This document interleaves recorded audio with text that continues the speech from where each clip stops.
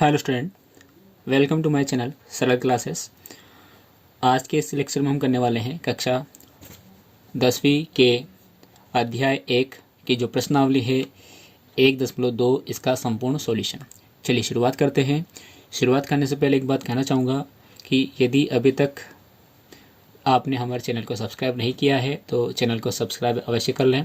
साथ ही bell icon को press करके रखें ताकि आगे आने वाली वीडियोस का नोटिफिकेशन आपको मिलता रहे और आप सबसे पहले वीडियोस को वॉच करें। शुरुआत करते हैं यहाँ पर प्रश्नावली 1.2 की। यहाँ पर क्वेश्चन नंबर 1 दिया है कि निम्नलिखित संख्याओं को अभाज्य गुणनखंडों के गुणनफल के रूप में व्यक्त कीजिए। क्या पूछा है कि जो यहाँ पर संख्याएं दे रखी है इन संख्याओं को अभाज्य गुणनखंडों के रूप में व्यक्त कीजिए। सबसे पहले हमें यहाँ पर याद रखना है कि अभाज्य संख्याएं होती क्या है। तो दो प्रकार की संख्या होती है, एक संख्या होती है भाज्य संख्या और एक होती है अभाज्य संख्या। भाज्य संख्या वो है जिसमें दो से ज़्यादा संख्याओं का भाग चल जाता है और अभाज्य संख्या वो होती है जिसमें स्वयं खुद वही संख्या और एक इन दो संख्याओं के अलावा किसी और का भाग नहीं जाता है, वो अभाज्य संख्याएं कहलाती है। तो अभाज्य संख्या कितनी होती है और भाज्य संख्या कितनी होती है, तो देखिए अभाज्य संख्या के अंदर, क्योंकि ये यहाँ पर अभाज्य संख्याओं के रूप में ही व्यक्त करना है तो हम यहाँ पर अभाज्य संख्या लिख रहे हैं। तो सबसे पहले एक आता है, तो एक का इस एक के अलावा कोई भी गुणनखंड नहीं है और एक में एक के अलावा किसी और संख्या का भाग भी नहीं जाता है। इस कारण से क्या होता है कि एक जो है न तो ये अभाज्य संख्या है और न ही यह भाज्य संख्या है। अभाज्य संख्या, तो सबसे पहले अभाज्य संख्या है 2, क्योंकि 2 में 2 के अलावा एक का भी भाग चल जाता है। 2 है, 3 है, 5 है, 7 है, 11 है, 13 है, 17, 19, 23, 29, 31, 37, आगे भी और सारी संख्याएं आ जाएगी। तो यदि आप यहाँ तक इन संख्याओं को याद रखें, क्योंकि लगभग इन तक ही संख्याओं का जो प्रयोग है इन सवालों में होने वाला है। 2, 3, 5, 7, 11, 13, 17, 19, 23, 29, 31, 37, आगे और भी है 41, 43, 47, 53, आगे और भी है संख्या। इनके अलावा जो संख्याएं शेष बची है, जैसे 4 यहाँ शेष बची है, तो 4 जो संख्या है वो भाज्य संख्या में आ जाती है। 6 है भाज्य संख्या में आ जाती है। 7 के बाद 8, 9, 10 ये भाज्य संख्या में आ जाती है। तो ये इनके अलावा जो बची है वो भाज्य संख्या है और ये अभाज्य संख्या आपके सामने है। हमें यहाँ पर इन सवालों को अभाज्य गुणनखंड के रूप में लिखना है। तो सबसे पहले सवाल हमने यहाँ पर लिया है प्रश्नावली 1.2 का पहला सवाल देख सकते हैं। यहाँ पर संख्या दे रखी है 140। तो सबसे पहले हम इन 140 के अभाज्य गुणनखंड बनाते हैं। किस प्रकार से बनाएंगे, देखिए आपने इससे पहले वाले वीडियोस में गुणनखंड बनाना सीखा था, जहाँ पर हमने HCF ज्ञात करना सीखा था।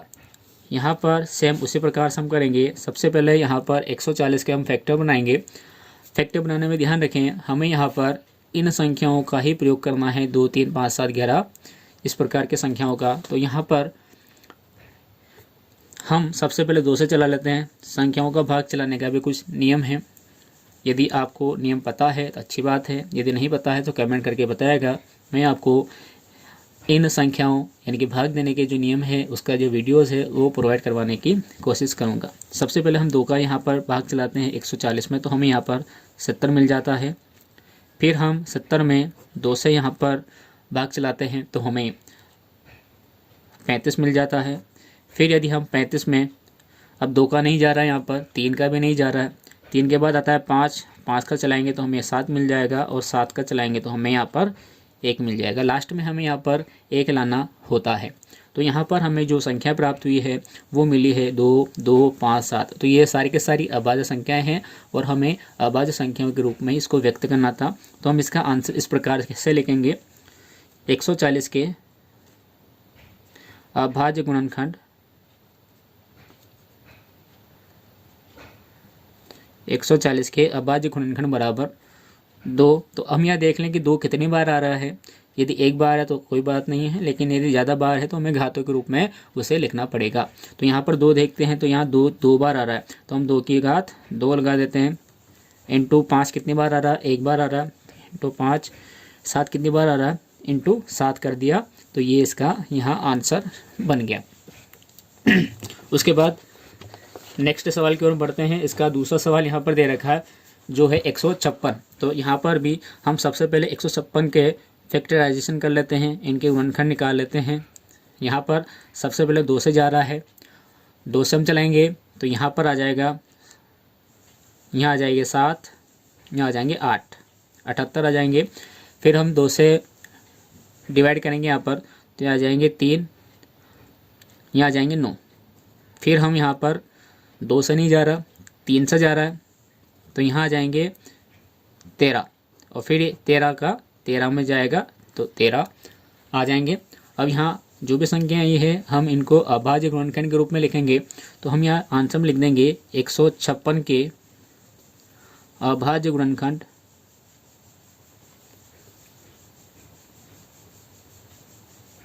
बराबर 2 बार आया है तो 2 की घात 2 इंटू 3 इंटू 13, ये इसके यहाँ पर आंसर बन गए।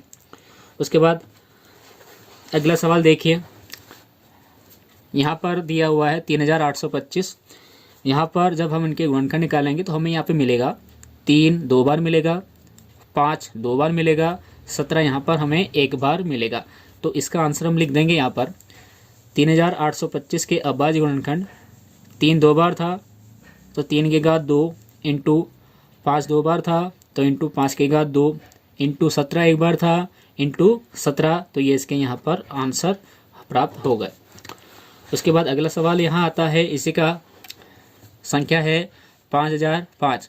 तो हम यहाँ पर 5005 में जब फैक्टराइजेशन करेंगे, इसके गुणनखंड निकालेंगे, तो हमें यहाँ पर 5 एक बार मिलेगा, 7 एक बार मिलेगा, 11 भी एक बार मिलेगा, 13 भी हमें यहाँ पर एक बार मिलेगा। तो जो संख्या हमें प्राप्त हुई है ये अभाज्य गुणनखंड के रूप में ही प्राप्त हुई है, इसलिए हम यहाँ आंसर लिखेंगे 5005 के अभाज्य गुणनखंड बराबर 5 इंटू 7 इंटू 11 इंटू 13। उसके बाद नेक्स्ट क्वेश्चन यहाँ पर, नेक्स्ट सवाल है यहाँ पर 7429। तो यहाँ पर जब हम 7429 के गुणनखंड बनाएंगे तो हमें यहाँ पर संख्या प्राप्त होगी 17 मिलेगा, 19 मिलेगा, 23 मिलेगा। तो जब अभाज्य गुणनखंड के रूप में लिखेंगे तो इसका आंसर आ जाएगा 7429 के अभाज्य गुणनखंड बराबर हो जाएंगे 17 इंटू 19 इंटू 23। ये आंसर हमें यहाँ पर प्राप्त हो जाएंगे। उसके बाद अगले सवाल की ओर हम बढ़ते हैं। तो यहाँ पर प्रश्न क्रमांक 2 आता है कि पूर्णांकों के निम्नलिखित युग्मों के HCF हाईएस्ट कॉमन फैक्टर यानी कि महत्तम समापवर्तक और LCM लोएस्ट कॉमन मल्टीप्लायर यानी कि लघुत्तम समापवर्ती ज्ञात कीजिए तथा इसकी जांच कीजिए कि दो संख्याओं का गुणनफल बराबर HCF इंटू LCM, यानी कि एक फॉर्मूला है, ये हमें यहाँ पर प्रूफ करना है कि दो संख्याओं का गुणनफल बराबर HCF इंटू LCM होता है या नहीं होता है। तो यहाँ पर इसका जो पहला सवाल है वो है 26 और 91 यानी कि 26 एंड 91। तो हम यहाँ पर इसका पहला सवाल लेते हैं। हम यहाँ पर 26 और 91 के गुणनखंड बना लेते हैं। तो यहाँ पर हम दो प्रकार से कर सकते हैं। अभाज्य गुणनखंड के रूप में ही निकालना था तो सबसे पहले हम HCF के लिए कर लेते हैं। सबसे पहले हम HCF के लिए कर लेते हैं। तो HCF के लिए क्या होगा, 26 का हम बनाएंगे और 91 का हम बनाएंगे। तो यहाँ पर सबसे पहले 2 आएगा तो यहाँ कितना आ जाएंगे 13, तो यहाँ पर 13 आ जाएंगे, यहाँ एक शेष बच जाएगा। उसके बाद यहाँ हम लेते हैं तो यहाँ पर सबसे पहले 7 का जा रहा है इसमें 13 बार और 13 का जा रहा है इसमें 1 बार। तो जब हम यहाँ पर देखते हैं तो HCF क्या होता है, इन दोनों में कॉमन आने वाली संख्याओं को हम HCF बोलते हैं।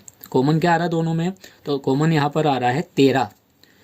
तो हम यहाँ इसका जो HCF यानी कि इसका जो आंसर आया है वो आंसर आया है HCF का 13, हाईएस्ट कॉमन फैक्टर का मसा का जो आंसर है वो 13 हमें प्राप्त हो गया है। उसके बाद हम निकाल लेते हैं एलसीएम का। तो एलसीएम के लिए हम यहाँ पर संख्याओं को एलसीएम के लिए जब निकालेंगे तो इन दोनों संख्याओं को हमें एक साथ लिखना पड़ेगा। तो एक साथ लिखेंगे 26 कोमा लगा के 91 हम लिख देंगे।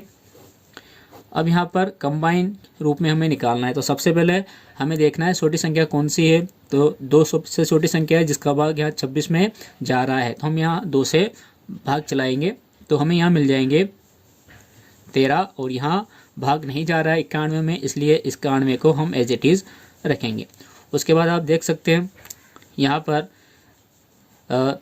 91 में भाग जा रहा है 7 का, तो सबसे पहले हम 7 का भाग चलाएंगे। 13 में नहीं जा सकता है तो 13 एज इट इज़ लिखेंगे, और यहाँ आ जाएंगे 91 में जब 7 का चलाएंगे तो यहाँ पर भी 13 बच जाएंगे।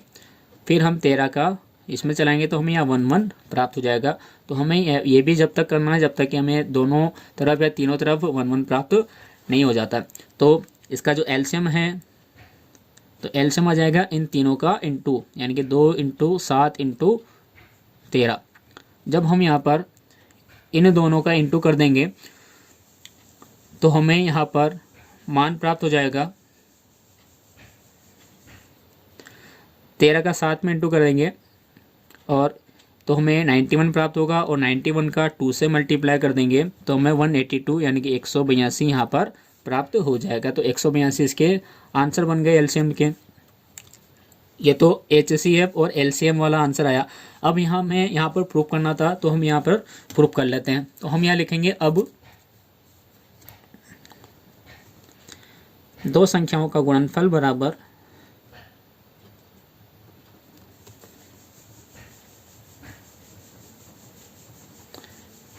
HCF × LCM, ये इसमें दिया हुआ था। दो संख्याएं क्या थी, तो दो संख्याएं सवाल में दे रखी थी 26 और 91, 26 एंड 91। हम यहाँ लिखते हैं 26 और 91, और यहाँ HCF कितना आया है, ये HCF आया है 13 इंटू एलसीएम कितना आया है, तो एलसीएम आया अपने पास 182। तो ये हमने 182 यहाँ पर लिखा।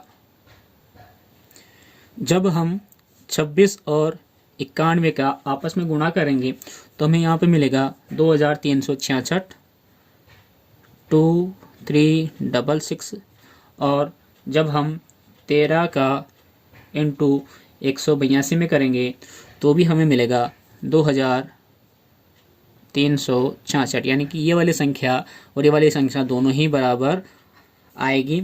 इसलिए जो सवाल में इक्वेशन दी हुई थी कि दो संख्याओं का गुणनफल बराबर HCF × LCM होता है, तो यहाँ पर प्रूव्ड हो गया है। चलिए उसके बाद नेक्स्ट सवाल की ओर बढ़ते हैं, जो इसका दूसरा सवाल है जो दिया है 510 और 92। तो सबसे पहले हम HCF के लिए निकालते हैं। तो HCF के लिए 510 का अलग निकालेंगे, 92 का अलग निकालेंगे। तो 510 में हमें 2 3 5 17 मिला है, और 92 में हमें 2 2 23 प्राप्त हुआ। HCF क्या होता है, तो जो संख्याएं दोनों में कॉमन मिल रही है वो HCF होगा। तो कॉमन क्या मिल रहा है, देखिए 2 इसमें है, 2 इसमें भी है, 3 यहाँ है लेकिन ये 3 यहाँ नहीं है, 5 यहाँ है, यहाँ पर नहीं है, और 17 यहाँ है लेकिन यहाँ नहीं है। केवल 2 ही मिल रहा है जो दोनों में है, तो इसलिए HCF बराबर आ गया 2। उसके बाद हम LCM निकालते हैं। तो LCM दोनों कंबाइन करना पड़ेगा, 510 और 92 साथ में चलाएंगे तो हमें यहाँ पर जो संख्या प्राप्त होगी वो इस क्रम में प्राप्त होगी 2 2 3 5 17 और 23। तो LCM यानी कि इन सभी का इंटू कर देंगे। तो जब हम सभी का इंटू करेंगे तो हमें आंसर प्राप्त होगा यहाँ पर 23,460, 23,460 ये प्राप्त हो गया। ये LCM निकल गया, ये LCM निकल गया, और ये HCF निकल गया। उसके बाद जो सिद्ध करना था वो हम लेके चलें। दिया था दो संख्याओं का गुणनफल बराबर HCF × LCM, 510 × 92, और यहाँ पर हो गया 2 × 23,460, दोनों का इंटू सेम आएगा 46,920, 46,920, हैंस प्रूव्ड हो गया। उसके बाद अगला सवाल आता है 3rd नंबर वाला। 336 और 54 का आप यहाँ पर देख सकते हैं।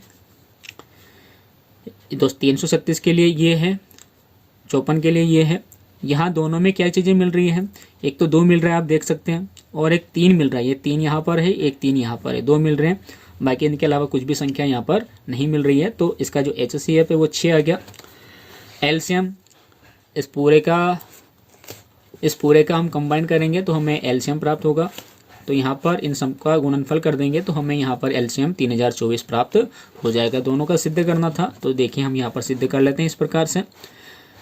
दो संख्याओं का गुणनफल बराबर HCF इंटू एलसीएम होता है, इंटू कर देंगे 336 इंटू 54 बराबर 6 इंटू 3024, इंटू करेंगे दोनों तरफ समान मिलेगा 18,144, और यहाँ पर भी 18,144 जो दिया था वो सिद्ध यहाँ पर हो चुका है। उसके बाद अगला सवाल आता है यहाँ पर, सवाल नंबर 3 देख सकते हैं कि अभाज्य गुणनखंड विधि द्वारा निम्नलिखित पूर्णांकों के HCF और LCM ज्ञात कीजिए। क्या करना है, HCF और LCM ज्ञात करना है। तो HCF और LCM ज्ञात कर लेते हैं। पहला सवाल है 12, 15 और 21। देखिए जैसा अभी हमने दो संख्याओं के लिए HCF और LCM निकाला उसी प्रकार से हम यहाँ पर निकाल सकते हैं। सबसे पहले HCF के लिए, तो HCF के लिए क्या होता है, संख्याओं का अलग अलग निकलता है। तो 12 का ही निकालेंगे, 15 का ही निकालेंगे और 21 का यहाँ पे निकालेंगे। देख सकते हैं यहाँ पर 12 है तो सबसे पहले 2 का जाएगा, 6 आ जाएंगे, फिर 2 का जाएगा, यहाँ पर 3 आ जाएंगे, और फिर 3 का जाएगा तो यहाँ पर 1 आ जाएगा। उसके बाद 15 है तो 15 में सबसे पहले 3 का जा रहा है 5 बार, और फिर 5 का चल जाएगा यहाँ पर 1 बार। उसके बाद यहाँ 21 है, 21 में आप देख सकते हैं सबसे पहले 3 का जाएगा 7 बार, फिर 7 का जाएगा 1 बार। तो यहाँ पर जो HCF आया है इसका, इन तीनों में क्या मिल रहा है कॉमन, तो इन तीनों में यहाँ पर 3 है, यहाँ 3 है और यहाँ 3 है। 3 के अलावा कुछ भी कॉमन नहीं मिल रहा है। तो इनका जो HCF है वो 3 यहाँ पर हमें मिल गया, ये इसका आंसर। उसके बाद जब यहाँ पर HCF हम निकालेंगे, सो LCM जब निकालेंगे तो इन तीनों को कॉमन लिखना है। तो कॉमन लिखेंगे इस प्रकार से 12, 15 और 21। 12, 15, 21 लिखने के बाद सबसे पहले छोटी संख्या का हम चलाएंगे। यहाँ पर 2 से चलाया कितनी बार, 6 बार। 15 एज इट इज़ रहेंगे, 21 भी एज इट इज़ रहेंगे। उसके बाद देखिए 2 का जो भाग है वो यहाँ 6 में जा रहा है तो 2 से ही चलाएंगे, यहाँ हमें 3 मिल जाएंगे। 15 एज इट इज़ है, 21 एज इट इज़ है। उसके बाद 2 का तो यहाँ पर नहीं जा रहा है, हम यहाँ पर 3 से करेंगे डिवाइड, 1 आ जाएगा, 5 आ जाएंगे और यहाँ पर 7 आ जाएंगे। फिर 5 का 1 और यहाँ पर 7, और फिर 7 का चलाएंगे तो तीनों तरफ 1 आ जाएंगे। तो जब तक करना है जब तक कि हमें लास्ट में 1 1 1 1 प्राप्त नहीं हो जाता है। तो इसका जो LCM आएगा वो आ जाएगा 2 इंटू 2 इंटू ये जितनी भी संख्या है इन सभी को इंटू के रूप में हमें लिखना है। तो 2 इंटू 2 इंटू 3 इंटू 5 इंटू 7। यहाँ पर जब हम इन सब का इंटू कर लेते हैं देखिए 2 और 2 का इंटू करेंगे तो हमें 4 मिलेगा, 4 का इंटू 3 में करेंगे हमें 12 मिलेगा 12 का इंटू हम 5 में करेंगे 60 मिलेगा, और 60 का इंटू हम जब 7 में करेंगे तो हमें 420 प्राप्त हो जाएंगे। तो इसका जो आंसर है वो 420 हमें प्राप्त हो जाएंगे। उसके बाद यहाँ पर नेक्स्ट सवाल है 17, 23, 29 का भी करना है, कर सकते हैं आसानी से। 8, 9, 25 का भी कर सकते हैं बहुत ही आसानी से।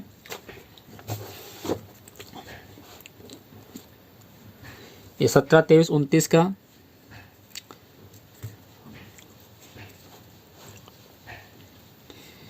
हमने यहाँ पर इनको केवल एक ही बार किया है।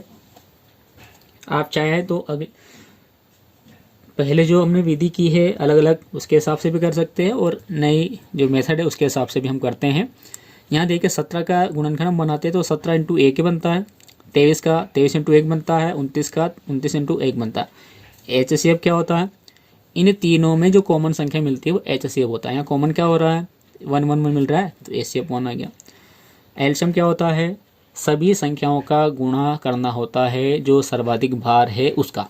तो यहाँ पर 17 है, 23 है, 29 है और 1 है, तो इन सबका इंटू कर देंगे तो हमें यहाँ पर 11,339 प्राप्त हो जाएगा जो इसका एलसीएम है। उसके बाद अगला सवाल है 8 9 25 का। तो यहाँ आप देख सकते हैं 8 के जब हम फैक्टर बनाएंगे तो हमें 2 मिलेगा 3 बार, 9 का फैक्टर बनाएंगे 3 मिलेगा 2 बार, 25 का फैक्टर बनाएंगे 5 मिलेगा 2 बार। तो HCF क्या है, तो यहाँ पर किसी भी प्रकार की कोई संख्या नहीं मिल रही है। जब किसी भी प्रकार की कोई संख्या नहीं मिलती है तो वहाँ पर HCF हमेशा 1 होता है, तो ये 1 HCF हो गया। एलसीएम क्या होता है, सभी संख्याओं का गुणा करना है जो सर्वाधिक बार है। यहाँ पर 3 बार है तो 2 को 3 बार लिख दिया, यहाँ 2 बार है तो 3 को 2 बार लिख दिया, 5 2 बार है 5 2 बार लिख दिया, 1800 इसका आंसर बन गया। चलिए अगला सवाल हम करते हैं यहाँ पर HCF 306 657 बराबर 9 दिया है, एलसीएम 306 657 ज्ञात कीजिए। चलिए ये सवाल करने से पहले हम यहाँ पर एक जो फॉर्मूले के अकॉर्डिंग हमने सवाल किया था वो हमें याद रखना है। कौन सा सवाल किए थे, तो ये हमने सवाल किया था दो संख्याओं का गुणनफल बराबर HCF इंटू एलसीएम। तो इस फॉर्मूले की सहायता से हम एलसीएम निकाल लेते हैं। तो देखिए इन दोनों में से यदि हमें एलसीएम निकालना है तो HCF को इसके बटे में भेज दीजिए, यदि HCF निकालना तो इसको इसके बटे में भेज दीजिए। तो हम इसके अकॉर्डिंग यहाँ पर फॉर्मूला तैयार कर लेते हैं। क्या है देखिए 306 और 657 ये दो संख्याएं हैं, एलसीएम ज्ञात करना है। तो एलसीएम का जो फॉर्मूला है वो हो जाएगा, एलसीएम किसका निकाल रहे हैं हम, 306 और 657 का। दो संख्याएं ये है तो दो संख्याओं का गुणनफल यानी कि 306 इंटू 657 अपॉन में बटे में हम लिख देंगे एलसीएम। यहाँ आ गया तो यहाँ HCF आ जाएगा कितने का, 306 और 657 का। वैल्यूज पुट कर देते हैं तो यहाँ 306 इंटू 657 बटे में जो संख्या है 306 और 657 का जो HCF कितना दे रखा है, 9 दे रखा है सवाल में, तो 9 यहाँ लिख लेते हैं। इसको सोल्व कर लेना है। यदि हमने इसको सोल्व कर लिया तो इसका जो आंसर है वो प्राप्त हो जाएगा।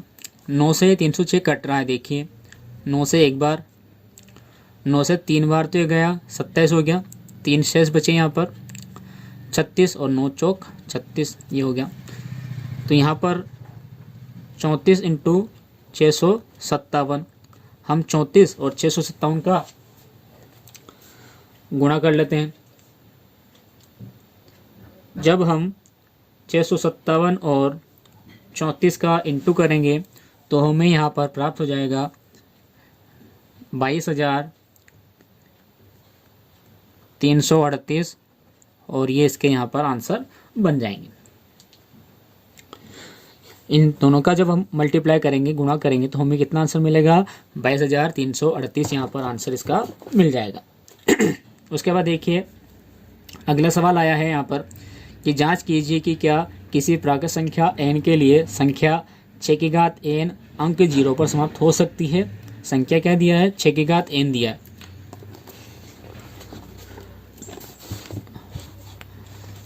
पांचवा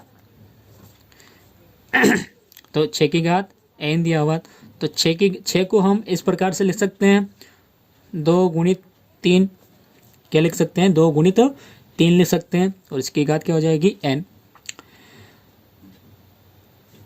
रूल होता है यदि दोनों की घात n है तो हम यहाँ पर घात अलग अलग भी कर सकते हैं। किस प्रकार से कि 6 की घात n बराबर हो जाएगी 2 की घात n इंटू 3 की घात n, क्या होगी 2 की घात n इंटू 3 की घात n।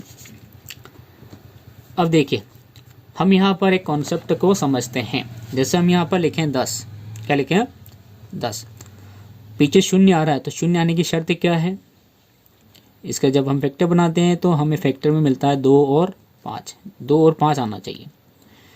जैसे हम यहाँ पर 20 के फैक्टर बनाते हैं तो क्या आते हैं 2 आता है, 2 आता है और 5 आता है, यानी कि 2 आना और 5 आना ज़रूरी है। क्या आना ज़रूरी है? 2 और 5 आना ज़रूरी है। लेकिन यहाँ पर 2 और 5 नहीं आ रहा है, क्या आ रहा है यहाँ पर? केवल 2 और 3 ही है। तो इसका मतलब है कि ये जो 6 की घात n है, ये संख्या कभी भी अंक 0 पर ख़त्म नहीं होगी। क्या कंडीशन है, एक बार फिर समझते हैं। कोई भी संख्या 0 पर कब समाप्त होगी? जब उसके अंदर 2 भी आता है और 5 भी आता है, भले चाहे वो कितनी भी बार हो। क्या कंडीशन है कि 2 और 5 आना चाहिए। 20 है तो यहाँ 2 और 5 आना चाहिए।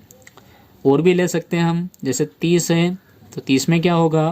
गुणनखंड बनाते हैं, 2 बनेगा, 3 बनेगा और 5 बनेगा। क्या बनेगा? 2 3 5 बनेगा। तो यहाँ पर 3 तो आ रहा है, लेकिन ये 2 और 5 भी आ रहा है, तो 2 5 आना जरूरी है। लेकिन यहाँ पर 2 की घात ए और 3 की घात ए, यानी कि 2 और 3 आ रहा है। तो हम यहाँ लिखेंगे, चूंकि कोई भी संख्या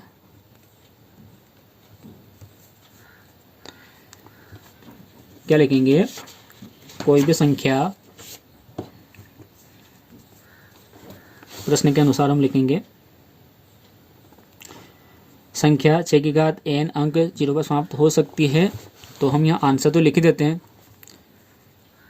यहाँ 6 की घात n संख्या अंक 0 पर समाप्त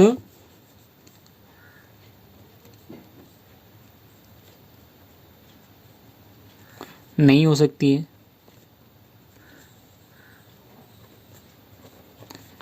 क्यों नहीं हो सकती है? क्योंकि कोई भी संख्या अंक 0 पर समाप्त होने के लिए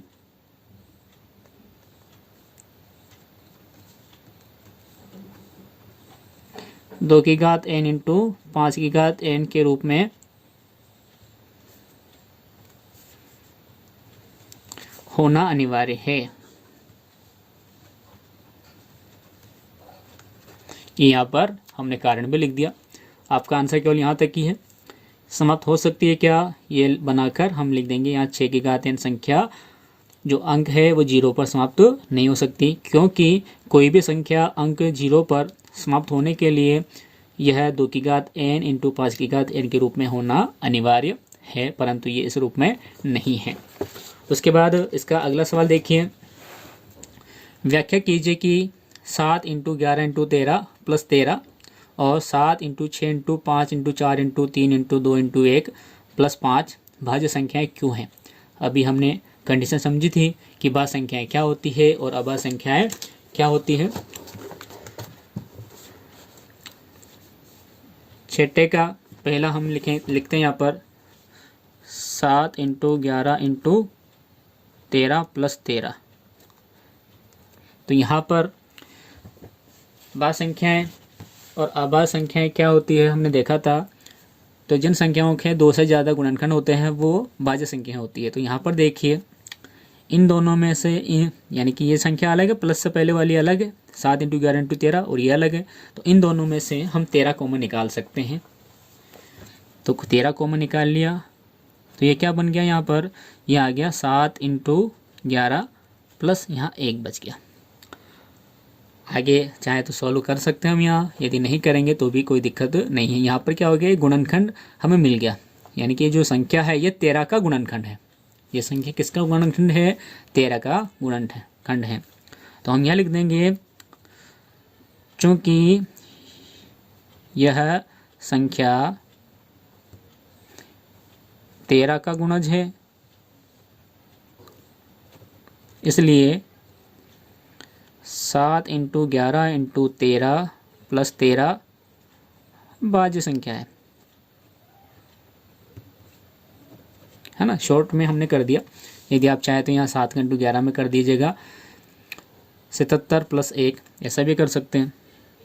तो यहाँ पे आंसर आ जाएगा 13 इंटू 78, है ना। तो ये 78 जो है 13 का गुणनखंड है, तो गुणज है और अभाज्य संख्या होने के लिए गुणज होना जरूरी नहीं होता है। तो यहाँ पर ये भाज्य संख्या है। उसी प्रकार से अगला जो था क्या था, 7 से लेकर 1 और यहाँ 5। तो यहाँ देखिए 7 into 6 into 5 into 4 into 3 into 2 into 1 plus में 5 है, तो यहाँ पर भी हम 5 को कॉमन ले सकते हैं। तो 5 को कॉमन लेंगे तो यहाँ क्या बचेगा, यहाँ बच जाएगा 7 into 6 into 4 into 3 into 2 into 1 और प्लस का यहाँ बच जाएगा 1। यहाँ 5 कॉमन आ गया तो हम यहाँ इसी प्रकार से लिखेंगे, चूँकि यह संख्या 5 का गुणज है। किसका गुणज है? ये 5 का गुणज है, इसलिए 7 into 6 into 5 into 4 into 3 into 2 into 1 plus 5 एक भाज्य संख्या है। इस प्रकार से सवाल यहाँ पर पूरा हो गया। उसके बाद अगला सवाल आता है यहाँ पर कि किसी खेल के मैदान के चारों ओर एक वृत्ताकार पथ है, मतलब एक मैदान है और उसके चारों ओर जो पथ दिया हुआ है वो कैसा है, वो वृत्ताकार पथ है। इस मैदान का एक चक्कर लगाने में सोनिया को 18 मिनट लगते हैं। सोनिया को 18 मिनट लगते हैं, जबकि इसी मैदान का एक चक्कर लगाने में रवि को 12 मिनट लगते हैं। दो नाम दिए हैं, एक को 18 मिनट लगते हैं और एक को 12 मिनट लगते हैं। मान लीजिए कि वे दोनों एक ही स्थान और एक ही समय पर चलना प्रारंभ करके एक ही दिशा में चलते हैं, तो कितने समय के बाद वे पुनः प्रारंभिक स्थान पर मिलेंगे। तो देखिए ये कॉन्सेप्ट वाला सवाल है, यहाँ ध्यान से समझिए कि एक की जो रफ्तार है वो 18 मिनट में एक चक्कर लगाता है और एक 12 मिनट में एक चक्कर लगाता है, तो औसतन कितने मिनट में मिलेंगे। तो यहाँ पर हमें इन दोनों का LCM निकालना है। क्या निकालना है? इन दोनों का हमें LCM निकालना है। अब LCM निकालना हमें आता है तो हम यहाँ लिख लेते हैं सवाल। तो पहले 7वां सवाल है ये, सोनिया को कितना मिनट लगते हैं? 18 मिनट लगते हैं। तो प्रश्नानुसार एलसीएम निकालने के लिए, किसके लिए? एलसीएम के लिए। एलसीएम किसका निकालना है? तो दो संख्याएं थी अपने पास, एक 18 है और एक 12। बस इन दोनों का एलसीएम कर लीजिए, आपका आंसर तैयार है। एलसीएम करने के लिए क्या, सबसे पहले हम 2 से डिवाइड करेंगे, 2 से चलाएंगे यहाँ पर, तो 2 से ये कितनी बार जा रहा है? तो 2 नम 18 यानी कि 9 बार ये गया, और ये कितनी बार गया? 6 बार गया। उसके बाद और जा रहा है, देखिए 2 से 6 जा रहा है, तो 9 तो एज इट इज़ है, और 6 में चलाएंगे तो 3 आ जाएंगे। फिर 3 का हम चलाएंगे कितनी बार? 3 बार ये और 1 बार ये। फिर 3 का और चलाएंगे तो 1 बार ये और 1 बार ये। तो यानी कि हमें मिल गया 2 2 3 3। तो एलसीएम कितना आया? तो एलसीएम आ गया अपने पास 2 इंटू 2 इंटू 3 इंटू 3, 2 दूना 4, 4 तिया 12 और 12 तिया 36। तो 36 क्या हो गए? ये मिनट हो गए। यानी कि वो औसतन कितने मिनट में मिलेंगे? तो वो पुनः अपनी स्थिति पर 36 मिनट पर उसी बिंदु पर मिल जाएंगे जहाँ से वो चलना शुरू करेंगे। तो इस प्रकार से